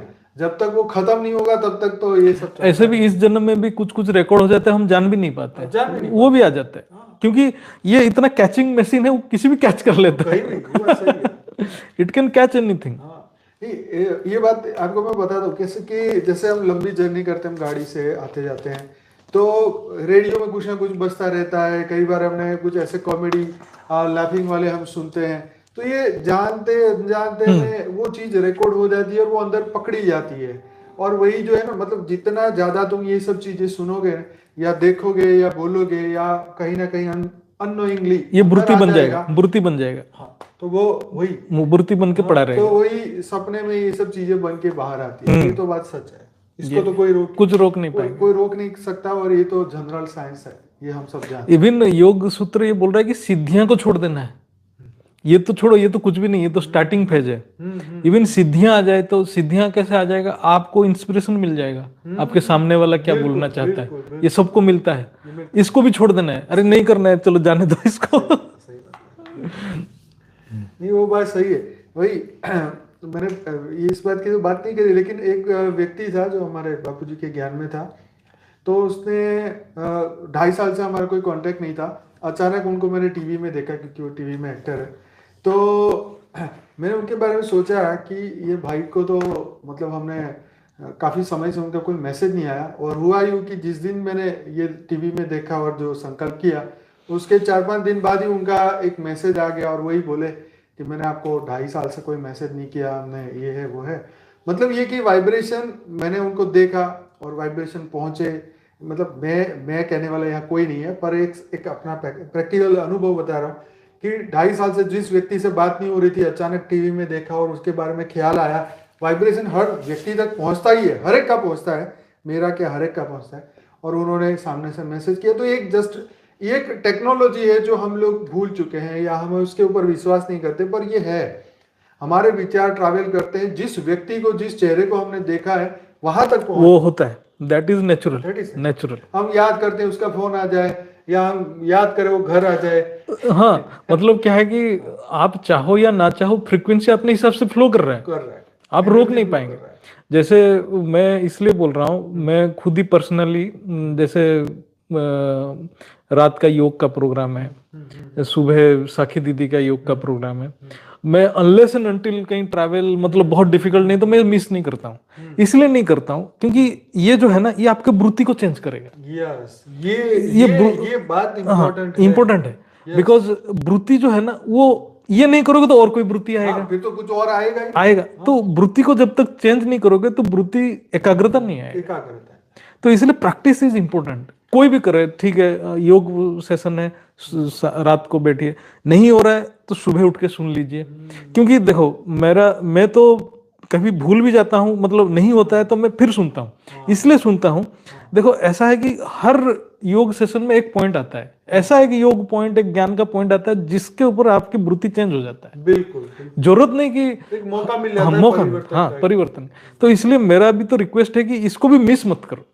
इसलिए तो हमने पॉडकास्ट वाला सिस्टम लिया है ना, कि भाई सबके अनुभव और सबकी जीवन की एक, अगर हम क्योंकि हमें एक मौका नहीं मिलता ना लोगों को मिलके बात करने का, तो जब वो मौका मिलता है, जब हम किसी व्यक्ति के जीवन के सार को समझते हैं 1 घंटे के भीतर ही, तो हमें मतलब एक नया एक्सपीरियंस जैसे हमें मिल गया, एक नए जन्म का हमें ये चीज। जैसे मैं तो सारे का, जैसे जितना हमारा पॉडकास्ट हुआ, मतलब मैंने देखा एक जल्पा पटेल, बहुत ही बहुत ज्यादा इंस्पिरेशन है। क्योंकि उसमें कोई, देखो, ज्ञान की इतना प्रैक्टिकल अनुभूति उनके पास है, प्रैक्टिकल मतलब कर्मयोगी का अनुभूति, वो बहुत इंपॉर्टेंट है और वो सीखने लायक है, हमें सीखना। इनका भी एक है वो जो चौहान, अंजिता चौहान, उनका इतना मतलब जर्नी में आप देखेंगे, मैं देख के मैं सोच में पड़ गया, इतने सारे काम, इतने छोटे समय में इतने छोटे समय में इतने सारे काम है। तो मतलब हम लग रहा है कि इनको तो कोई पेपर में आता नहीं है, लेकिन वाकई में इनकी तो इतना विलक्षण, इतना मतलब ये मतलब उनका एक जन्म का नहीं होगा, बहुत जन्मों का तपस्या का फल ये सा है, नहीं तो पॉसिबल। और मतलब रेस्टलेस, थके बिना देखो कितना काम कर रहे हैं, बीइंग ए सिंगल। यस, वही मैं देखा, मतलब हर चीज में सीखने के लिए, लेकिन आपको दर्शन होना चाहिए, नजरिया होना चाहिए, लेकिन आपको दर्शन और कहीं है तो फिर प्रॉब्लम है।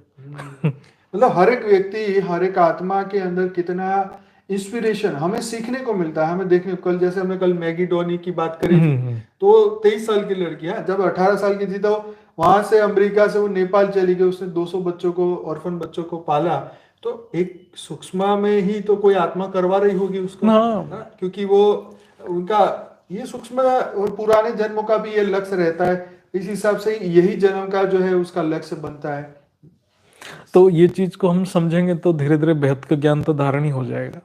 जब इसको ही नहीं समझेंगे तो उसको धारण करना ही मुश्किल ही है, क्योंकि वो तो टॉप क्लास लेवल की है। तो इसीलिए हमारे पॉडकास्ट में भी जितने भाई बहन आते हैं तो उनकी जीवन से हमें कुछ सीखने का एक मौका मिल जाता है कि भाई इन्होंने देखो ये किया तो यहाँ तक वो पहुंचे, या उन्होंने इस एक भौतिक जगत में भी इतनी बढ़िया बात उन्होंने। एक तो वो चीज को ऑब्जर्व कीजिए कि हर आदमी जो हर परिस्थिति में कैसे संकल्प लेके बाहर निकला, वो एक सीखने लायक रहता है, क्योंकि सबके साथ एक पिकुलियर पोजीशन आता है। वो आपके साथ नहीं होगा, उसके साथ नहीं होगा, लेकिन उसके साथ होगा। लेकिन वो फिर निकला कैसे, क्या संकल्प लेकर निकला, वो उसके ऊपर जब फोकस करेंगे तो आपको पता चलेगा धीरे धीरे। देखो इंसान के पास जरूरी नहीं है कि जैसे वो कल ही मैगी वाली बात करी कि भी वो 18 साल की लड़की क्या कमाती होगी बताओ, तो भी उसने संकल्प किया और तो भी उसने ये काम किया, क्या कमाई क्या शुरू किया, कुछ भी तो नहीं बेचारे ने। हाँ, तो ऐसे ही ये तो चलो वो उनकी बात है, लेकिन हमारे बेहद के ज्ञान में भी ऐसी ऐसी आत्मा है कि जिन्होंने मतलब अपनी ये ना सोच के कि हम अपना हमारा क्या होगा आगे, लेकिन वो परमात्मा तक जो उनकी खोज चली, ये बहुत ही इंटरेस्टिंग है। और ये जर्नी सुनने समझने वाली होती है, तभी हमें एक इंस्पिरेशन मिलता है। ये काम इतने आसान नहीं होते, पर हमें देखने के बाद सुनने के बाद हमारे में वो वृत्तियां, हमारी वो हिम्मत खुल जाती है। हाँ, वो कर सकते तो हम भी कर सकते हैं। यस, दैट इज द हाँ, रीजन। एक बहुत अच्छा मैं पढ़ रहा था मीमांस दर्शन में, मीमांस दर्शन में उसको बहुत फेमस करवाया एक बहुत बड़े संत मतलब योगी थे, कुमरिल भट्ट करके कोई थे। अच्छा।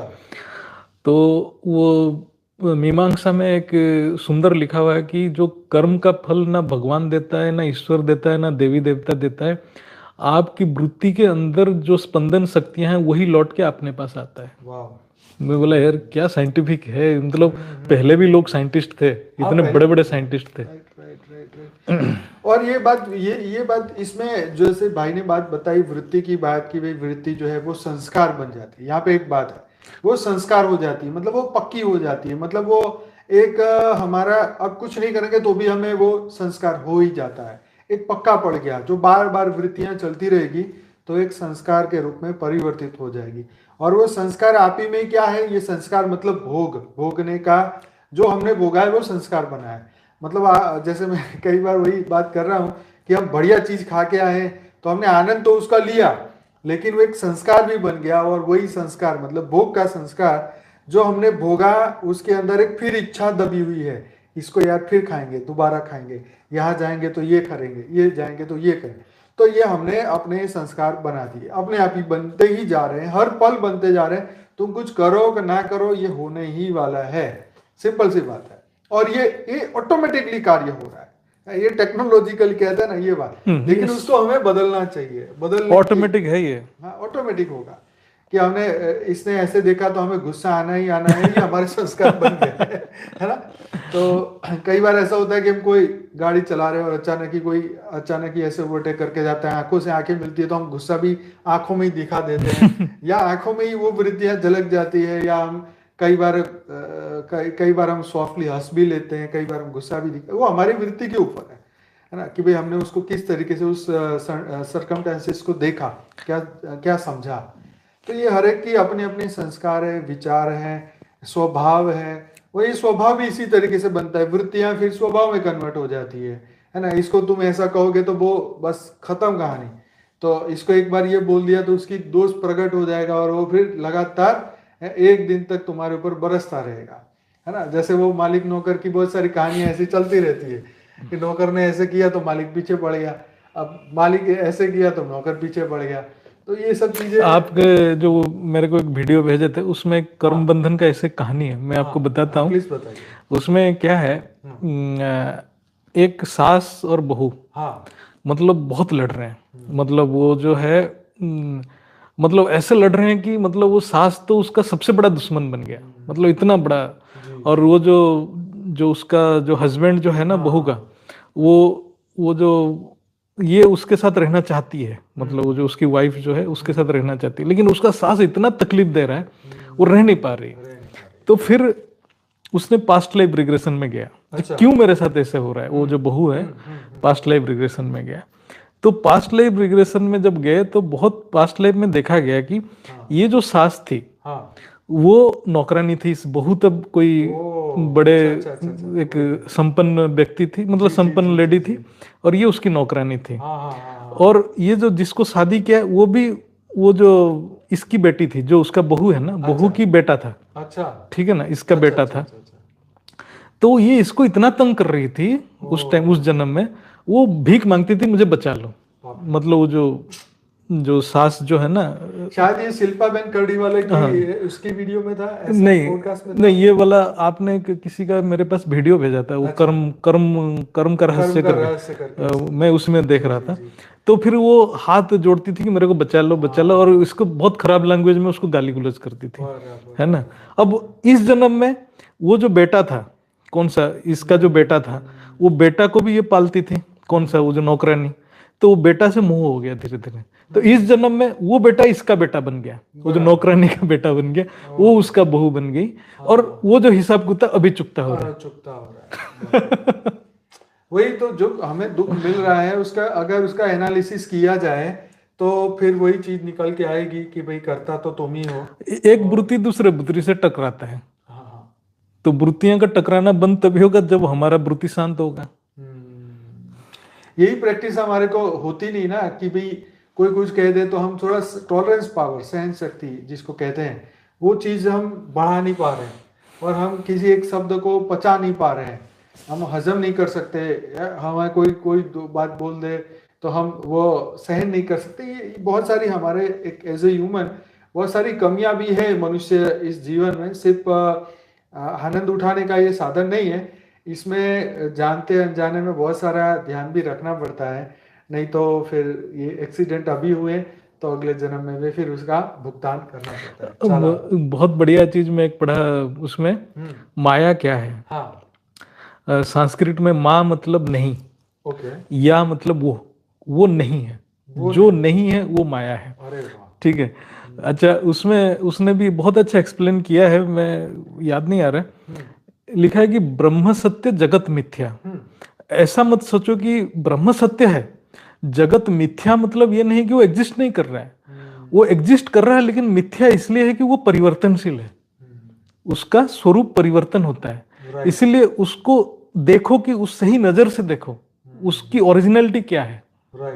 जब तक आप उसके ओरिजिनलिटी को नहीं देखोगे उसमें फंस जाओगे। बोले कि क्या देखे, जैसे हम बोलेंगे कि जगत मिथ्या है, लेकिन हमारे सामने तभी है, आप उसको कैसे नकार दोगे।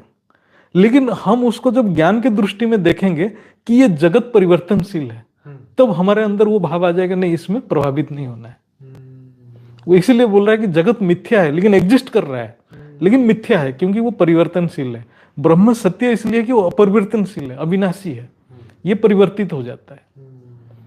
तो बोले कि ऐसा मत सोचो कि ये मिथ्या है, उसको छोड़ के चले जाना है। बोले कि सन्यासी तो जगत छोड़ के चला जाता है, लेकिन उसका चित्त तो अंदर पड़ा हुआ है, उसको कैसे छोड़ेगा। सही बात है। वही वो सुसाइड करने जा रहा था, तो कि भाई क्यों जा रहा है, कहता मैं तो इस चीज से तंग हो गया हूँ। तो भाई तुझे मरना ही है तो अपने मन को मार लेना, शरीर को मारने की क्या जरूरत है, क्योंकि यही मन तो फिर लेके फिर पैदा होगा और फिर तू तंग होने ही वाला है, तो इसी जन्म में इसका कर ले। इसमें कितना सुंदर चीज एक्सप्लेन किया है। हाँ। मतलब जैसे वृत्तियां क्या होता है ना, हाँ। जैसे आप वृत्ति को एक दबा देते हो तो नीचे चला जाता है, फिर उचित परिस्थिति में ऊपर आ जाता है। जैसे ऊपर आ गया सरफेस में, जैसे माँ जी बोलते हैं ना, सागर के तले चले जाओ जहां शांत है। वृत्तियां ऊपर आता है तो वेव्स क्रिएट करता है, ठीक है, तो वेव्स क्रिएट करेगा।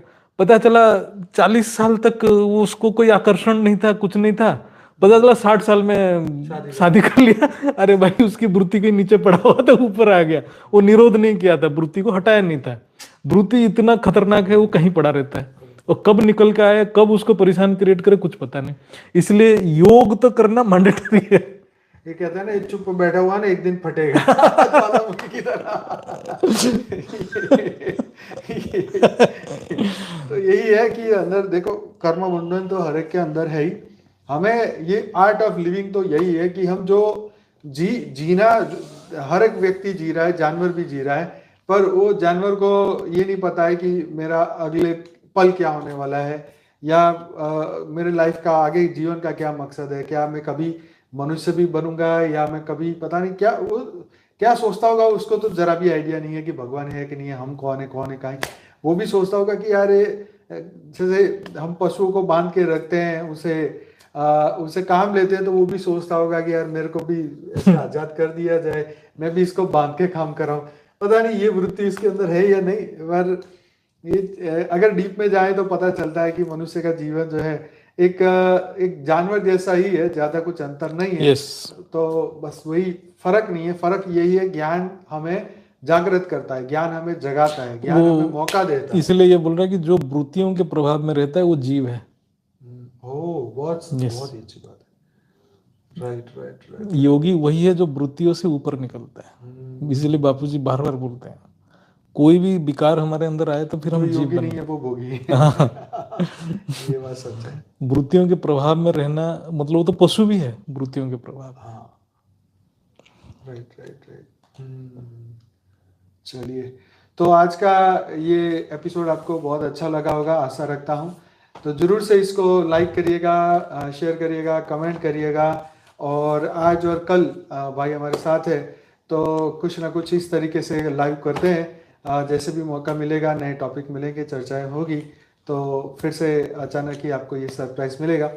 तो सभी बेहद की आत्माओं का बहुत बहुत धन्यवाद, दिल से धन्यवाद। बेहद की परम शांति, बेहद की परम बेहद की शांति। परम शांति। मिलते हैं ब्रेक के बाद। चलिए जी।